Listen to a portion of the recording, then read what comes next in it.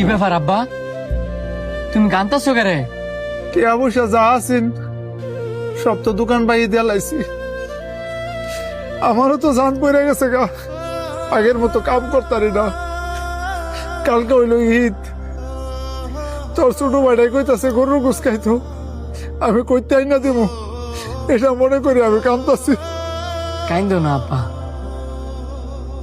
তোমার আমি কত বার করে কইছি যে আমি একটা কাজ করি, তুমি বারবার কও যে আমি লেখাপড়াটা যাতে আগে শেষ করি। হেন্দা আবার আত্মীয় স্বজনরা আম করে দেখতারে না, যদি আত্মীয় স্বজনরা দেখতার তো তা না হয় ছোট ভাই লেখাপড়া বুঝতে চাই আনতে পারতাম।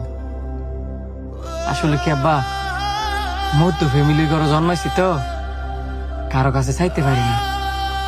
গরিবের ঘরে জন্মাইতাম তাহলে হাত ফাইতে ফাইতে হইলো ছোট ভাই লেখা গোস্ত নিয়ে আইতাম।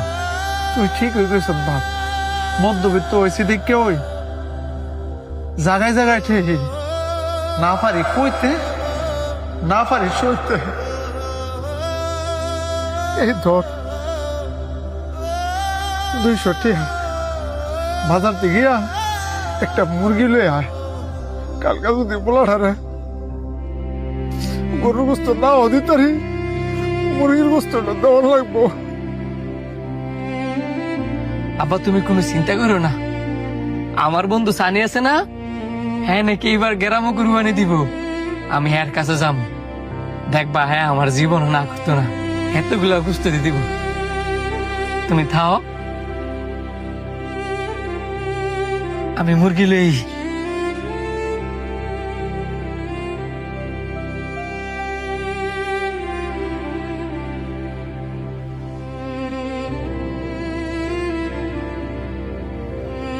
সানি, কে ভাই তুমি? আমার চিনছস না? আমি শান্ত। শান্ত? আরে তুই আর চিনছস না? উত্তর পাড়া যাথায়। আমি উত্তর পাড়া থাই, তা শুরু বলার বন্ধু।